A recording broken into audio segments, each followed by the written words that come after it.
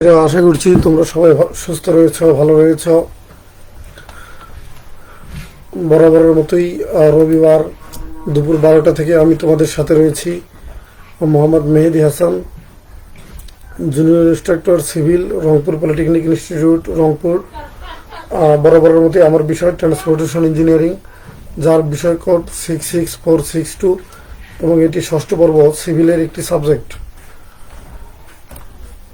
তো এখানে ইঞ্জিনিয়ারিং বানানটা একটু মিস্টেক হয়েছে, যেটা আমি একটু সংশোধন করে নিব।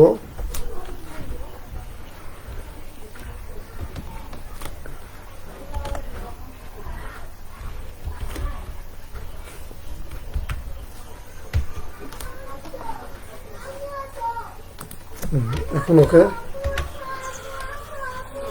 তো আজকে ক্লাস শুরু করার আগে একটি বিষয় বলে রাখি যে আমি কয়েক ক্লাস যাবৎ রিভিউ ক্লাস নিচ্ছি, এবং রিভিউ ক্লাসে তোমরা জানো যে একটি করে ক্লাসে 3টি বা 4টি চ্যাপ্টার কভার করা হচ্ছিল। কিন্তু গত পরশুদিন মিটিংয়ে আমাদের ডিরেক্টর মহোদয় স্যার আমাদেরকে রিভিউ ক্লাসের সংখ্যা আরও বাড়িয়ে দিয়েছেন, যে কারণে আমরা এখন একটি ক্লাসে একাধিক চ্যাপ্টার কভার করব না, বরং একটি মাত্র ক্লাসে একটি করে চ্যাপ্টারই কভার করব। তো তারই অংশ হিসেবে আজকে আমি অধ্যায় 9 পুরোটাই কভার করব। অধ্যায় 9-এর নাম সড়ক ও জনপথের ব্যর্থতার কারণ ও রক্ষণাবেক্ষণ সমূহ। তো আমরা যে টপিকগুলো নিয়ে আলোচনা করব সেগুলো এখানে দেখানো হয়েছে যে সাব বেস, বেজ এবং ওয়ারিং কোর্সের ব্যর্থতা, তারপর নমনীয় পেভমেন্টের প্রধান প্রধান ব্যর্থতাগুলো, সিসি এবং আরসিসি সড়কের প্রধান প্রধান ব্যর্থতাগুলো, সিসি এবং আরসিসি সড়কের ব্যর্থতার কারণসমূহ, রুটিন মেইনটেনেন্স ধারায় সড়ক রক্ষণাবেক্ষণের গুরুত্ব, তারপরে রয়েছে সড়ক রক্ষণাবেক্ষণ কাজের শ্রেণীবিন্যাস। এখানে একটু বানানটা মিস্টেক হয়েছে।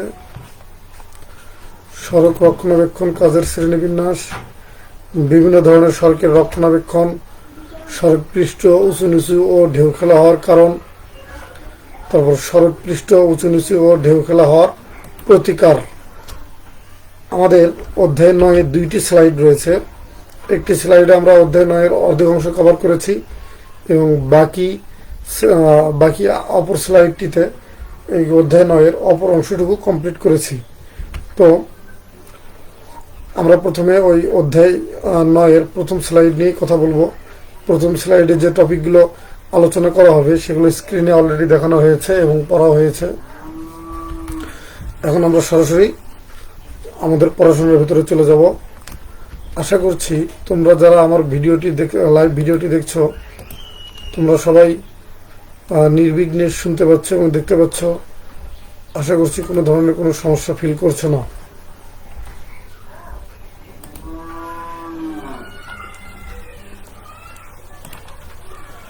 তো আমরা টপিকে ফিরে যাই। সাবগ্রেড, বেস ও ওয়ারিং কোর্সের ব্যর্থতা। সাবগ্রেডের ব্যর্থতার কারণ হচ্ছে যে সাবগ্রেডের বিভিন্ন রকম ব্যর্থতা হতে পারে। স্থিতিস্থাপক বিকৃতি রয়েছে, কনসলিডেশন বিকৃতি রয়েছে, প্লাস্টিক বিকৃতি রয়েছে। তো স্থিতিস্থাপক বিকৃতি হচ্ছে সাবগ্রেডের ভারবহন ক্ষমতার কম লোড প্রয়োগ করলে অস্থায়ী বিকৃতি দেখা দেয় এবং লোড সরালে তা পূর্বের অবস্থায় ফিরে আসে। এটি হচ্ছে স্থিতিস্থাপক বিকৃতি। কনসলিডেশন বিকৃতি হচ্ছে সাবগ্রেডে স্থিতিস্থাপক বিকৃতির চেয়ে বেশি লোড প্রয়োগ করলে মাটি হতে পানি ও বায়ু বের হয়ে আসে এবং লোড সরানোর পর বিকৃতি সম্পূর্ণরূপে লোপ পায় না। প্লাস্টিক বিকৃতি হচ্ছে সাবগ্রেডে কনসলিডেশন বিকৃতির চেয়ে বেশি লোড প্রয়োগ করলে মাটি হতে পানি ও বায়ু বের হয়ে আসে এবং মৃত্তিকার কণারও স্থানচ্যুতি ঘটে। এটি হচ্ছে প্লাস্টিক বিকৃতি।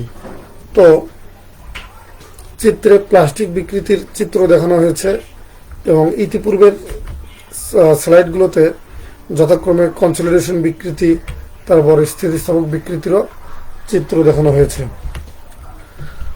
সাবগ্রেডের ব্যর্থতার কারণ প্রধানত 2টি। একটি হচ্ছে অপর্যাপ্ত স্থায়িত্বতা 2 নম্বর হচ্ছে অত্যধিক পীড়নের প্রয়োগ।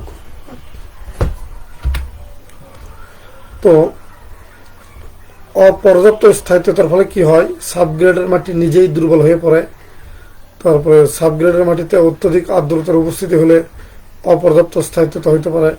তারপরে সাবগ্রেড উত্তমরূপে দৃঢ় না করা। অপর্যাপ্ত স্থায়িত্বতা হওয়ার কারণ হচ্ছে এই 3টি। এরপর হচ্ছে অত্যাধিক শিয়ার পীড়নের প্রয়োগ।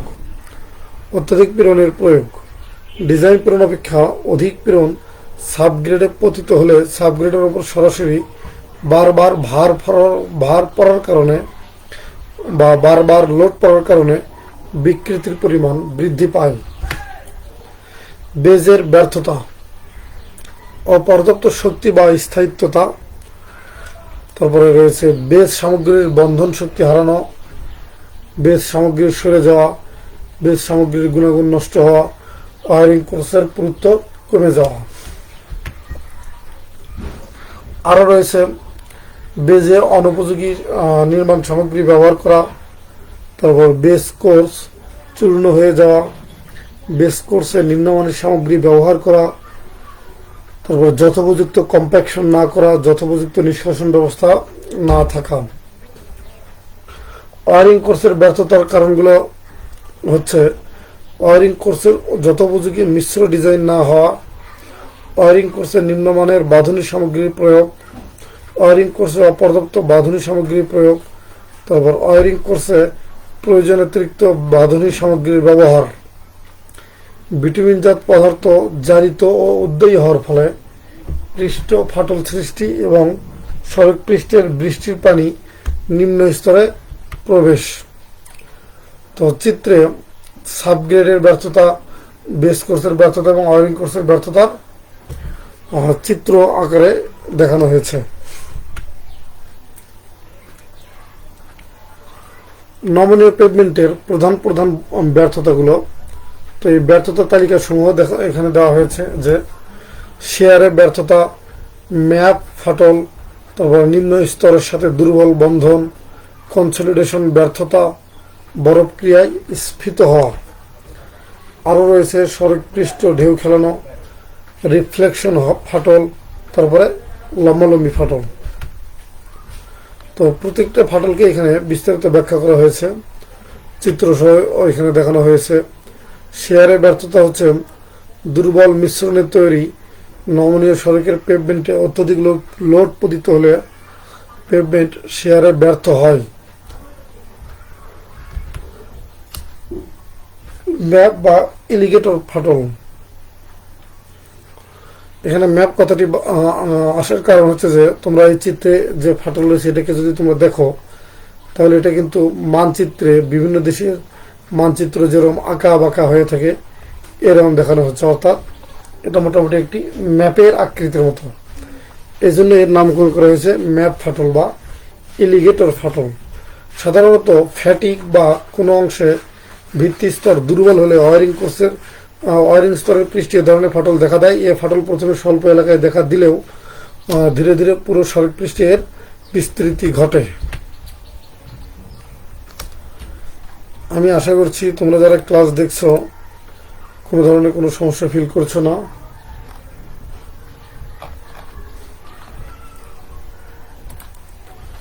আমি আবার আমার টপিকে ফিরে আসলাম। ম্যাপ বা এলিগেটর ফাটলের কেন দেখা দেয়, এর কারণগুলো হচ্ছে ভিটামিন শক্ত হয়ে যাওয়া, তারপরে নিম্ন তাপমাত্রা, ভিটামিনের স্বল্পতা, নিম্ন স্তরের প্লাস্টিক বিকৃতি, অপর্যাপ্ত নিষ্কাশন ব্যবস্থা।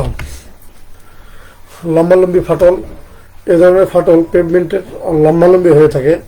এই ফাটল হওয়ার কারণগুলো হচ্ছে সাবগ্রেড ডেবে যাওয়ার ফলে হয়ে থাকে, পার্শ্ব ডাল ধসে যাওয়ার ফলে, বরফ ক্রিয়ায় বিশেষ অংশ ফুলে যাওয়ার ফলে, সাবগ্রেডের আয়তন লম্বালম্বিভাবে পরিবর্তিত হওয়ার ফলে। কনসলিডেশন ব্যর্থতা হচ্ছে সড়কে যানবাহন চলাচলকালে একটি নির্দিষ্ট পথ পুনঃ ব্যবহার করার ফলে এই অংশে কনসলিডেশন বিকৃতি সৃষ্টি হয় এবং সড়কের ওই অংশ অপেক্ষাকৃত নিচু হয়ে যায়। বরফ ক্রিয়ায় স্ফীত হওয়া সম্পূর্ণরূপে ভূনিম্নস্থ পানিতল ও আবহাওয়ার উপর নির্ভর করে। বরফ ক্রিয়ার ফলে সড়ক পৃষ্ঠের অংশবিশেষ স্ফীত হয়ে সড়কে এ ধরনের ব্যর্থতার সৃষ্টি হয়। তারপর নিম্ন স্তরের সাথে দুর্বল বন্ধন রয়েছে। সড়ক পৃষ্ঠে ঢেউ খেলানো কেন হয় সেগুলো বলা হয়েছে। রিফ্লেকশন ফাটলও দেখানো হয়েছে। রিফ্লেকশন ফাটলটা হচ্ছে পুরাতন ফাটল সম্পূর্ণ সিমেন্ট কংক্রিট সড়ক পৃষ্ঠে বিটুমিন সার্ভিসিং দিলে সড়ক পৃষ্ঠে কংক্রিট সড়কের পৃষ্ঠে নাই এই একই ধরনের ফাটল ওয়ারিং সার্ভিসও দেখা দেয়। এ ধরনের ফাটলকে রিফ্লেকশন ফাটল বলে। এই ফাটল পথে পানি প্রবেশ করে সাবগ্রেডকে আক্রান্ত করতে পারে। আমরা এখন এই চ্যাপ্টারের পরের যে অংশটুকু রয়েছে সেটাতে প্রবেশ করব।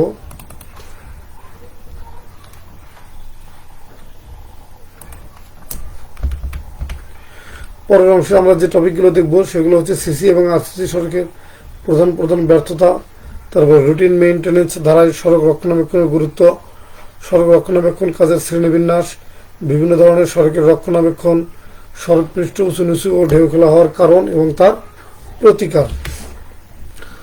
তো আরসিসি সড়কের সিসি এবং আরসিসি সড়কের প্রধান প্রধান ব্যর্থতাগুলো হচ্ছে পেভমেন্ট পৃষ্ঠে চটা ওঠা, তারপরে কংক্রিটে সংকোচন ফাটল, ওয়ারপিং ফাটল, কাঠামোগত ফাটল, জয়েন্টের স্পেলিং, তারপরে মাড পাম্পিং, পৃষ্ঠ পিচ্ছিলতা।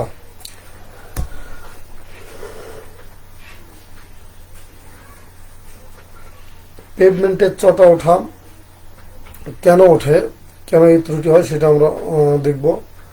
কংক্রিট স্থাপনের সময় সজোরে ধাক্কা দিলে, তারপরে কংক্রিট স্থাপনের উপর হতে নিক্ষেপ করলে, কংক্রিট স্থাপনের পর অধিক মাত্রায় কম্প্যাকশন করলে, তারপর অতিরিক্ত ভাইব্রেশন প্রয়োগ করলে, কংক্রিট মিশ্রণে রাসায়নিক অপদ্রব্য উপস্থিত থাকলে, নিম্নমানের মিক্স ডিজাইনের কারণে। কংক্রিটের সংকোচন ফাটল, কিউরিং চলাকালে অপর্যাপ্ত কিউরিং এর কারণে সড়ক পেভমেন্টের আড়াআড়ি বা লম্বালম্বি যে কোনো প্যাটার্নে এ ধরনের ফাটল দেখা দিতে পারে। এ ধরনের ফাটল পথে পানি প্রবেশ করে সড়কের ক্ষতি সাধন করতে পারে। ওয়ারপিং ফাটল হলো জোড়া ডিজাইনকালে পেভমেন্টের ওয়ারপিং বিবেচনা না করলে অতিরিক্ত পীড়ন এ ধরনের ফাটলের সৃষ্টি করে। এ ধরনের ফাটল সাধারণত লম্বালম্বি দিকে দেখা দেয়, তাই লম্বালম্বি হিঞ্জ জোড়া ব্যবহার করে বা স্ল্যাবে যথোপযুক্ত রিইনফোর্সমেন্ট ব্যবহার করে এ ধরনের ফাটল হতে পেভমেন্টকে রক্ষা করা যায়। কাঠামোগত ফাটল, পেভমেন্টের উপর ডিজাইন লোড অপেক্ষা অধিক লোডের যানবাহন চলাচল করলে পেভমেন্টের পুরুত্বের অপর্যাপ্ততার কারণে এতে বিশেষ করে কোনায় ও কিনারায় ফাটল দেখা দেয়। জয়েন্টের স্পেলিং, জয়েন্টে ফিলার সামগ্রী সঠিক অবস্থায় সংস্থাপিত না হওয়ার কারণে স্ল্যাব ঢালাইকালের জোড়ায় কংক্রিট ফিলার সামগ্রীর উপর কিঞ্চিত বর্ধিত অবস্থায় থাকে এবং পরবর্তীকালে এই বর্ধিত অংশে ফাটল দেখা দেয়। এ ধরনের ফাটলকে জয়েন্টের স্পেলিং বলে। তারপর রয়েছে মাড পাম্পিং, পৃষ্ঠ পিচ্ছিলতা। এরপর আমরা দেখব রুটিন মেইনটেনেন্স ধারায় সড়ক রক্ষণাবেক্ষণের গুরুত্ব।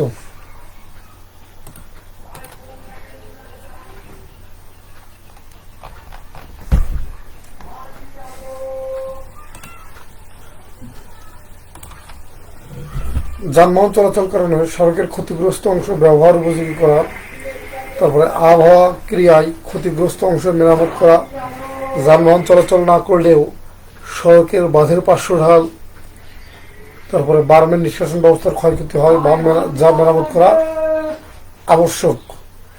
ক্ষতিগ্রস্ত সড়ক দ্রুত মেরামত না করলে ক্ষতির পরিমাণ আরও বাড়ে। রুটিন মেইনটেনেন্স না করলে সড়ক স্থায়ীভাবে নষ্ট হতে পারে। রুটিন মেইনটেনেন্স দুই ধরনের, বিশেষ রুটিন মেইনটেনেন্স এবং রুটিন মেইনটেনেন্স আর হচ্ছে বিশেষ রক্ষণাবেক্ষণ। এটা হচ্ছে সড়ক রক্ষণাবেক্ষণ কাজের শ্রেণীবিন্যাস। সড়ক রক্ষণাবেক্ষণ কাজের শ্রেণীবিন্যাস দুই প্রকারের, একটি হচ্ছে রুটিন মেইনটেনেন্স, অপরটি হচ্ছে বিশেষ রক্ষণাবেক্ষণ।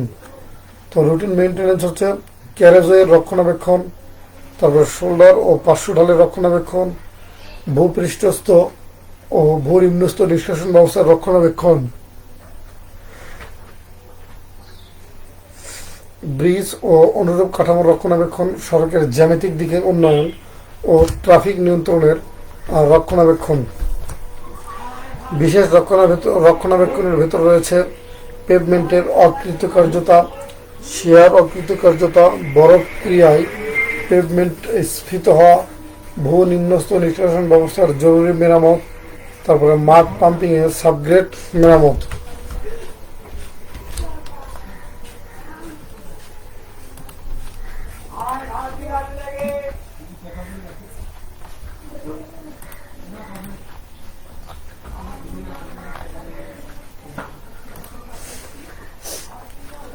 বিভিন্ন ধরনের সড়কের রক্ষণাবেক্ষণ, এর ভিতরে রয়েছে মাটির সড়কে পানি ছিটিয়ে বা ক্যালসিয়াম ক্লোরাইড ছিটিয়ে ধুলাবালি রোধ করা যায়।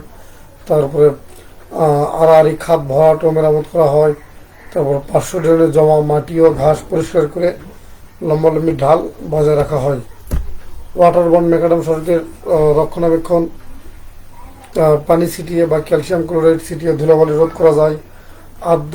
আর্দ্র মাটি ছিটিয়ে এগ্রিগেটকে সস্থানে রাখা যায়।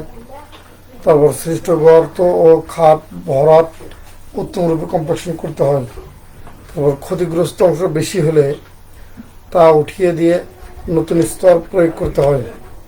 বিটুমিন সড়কের 3 ধরনের রক্ষণাবেক্ষণ হতে পারে: প্যাচ মেরামতের কাজ, সারফেস ট্রিটমেন্ট ও রিসারফেসিং। প্যাচ মেরামতের কাজ হচ্ছে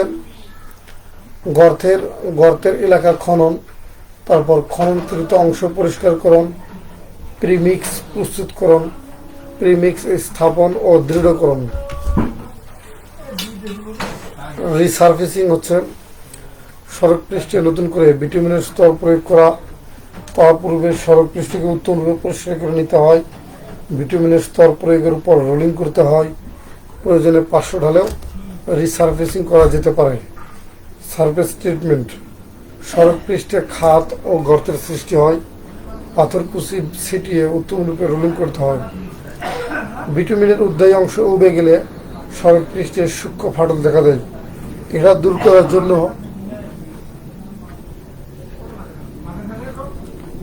করার জন্য সিল কোট দেওয়া হয়। সারফেস ট্রিটমেন্ট, ফাটলের মধ্যে দিয়ে পানি প্রবেশ করলে তা মেরামত আবশ্যক। এক্ষেত্রে ধারালো সরু পাত দিয়ে খুঁচিয়ে এবং এয়ার ব্লোয়ারের সাহায্যে সজোরে বাতাস প্রবাহিত করে ফাটলগুলো পরিষ্কার করা হয়। অতঃপর ফাটলগুলো সঠিক গ্রেডের তরল বিটুমিন দিয়ে পূরণ করা হয়। বিটুমিনের স্তর 3 মিলিমিটার উঁচু রেখে বালি ছিটিয়ে দিতে হয়। সড়ক পৃষ্ঠ উঁচু নিচু ও ঢেউ খেলা হওয়ার কারণ হচ্ছে ত্রুটিপূর্ণ রোলিং, সাবগ্রেডে আর্দ্রতার মাত্রা অধিক হলে, সাবগ্রেডের মাটি সম্প্রসারণশীল হলে এবং অন্যান্য কারণ। তো সড়ক পৃষ্ঠ উঁচু নিচু ও ঢেউ খেলা হওয়ার প্রতিকার, ত্রুটিপূর্ণ রোলিং, এটা প্রতিকার করার জন্য কি করতে হবে? আমাদের পুনরায় পেভমেন্ট নির্মাণ করতে হবে। তারপর সাবগ্রেডে আর্দ্রতার মাত্রা অধিক হলে ভূনিম্নস্থ নিষ্কাশন ব্যবস্থা করে রিসারফেসিং করা। সাবগ্রেডের মাটি সম্প্রসারণশীল, সাবগ্রেডের উন্নয়নের ব্যবস্থা করা। অন্যান্য কারণ, উত্তম বন্ধন সামগ্রী ব্যবহার ও কম্প্যাকশন, এগ্রিগেটের সঠিক গ্রেডেশন করা। প্রিয় শিক্ষার্থীরা, তোমরা এতক্ষণ যে ভিডিওটি দেখলে, এটি যদি তোমরা আবার দেখতে চাও তাহলে স্ক্রিনে দেখানো এই ঠিকানা ভিজিট করে তোমরা এই ভিডিওটি আবার দেখতে পারো। তোমাদের সবাইকে এই ক্লাসটি প্রথম থেকে শেষ পর্যন্ত দেখার জন্য আন্তরিকভাবে ধন্যবাদ জানিয়ে ক্লাসটি এখানে শেষ করছি। আল্লাহ হাফেজ।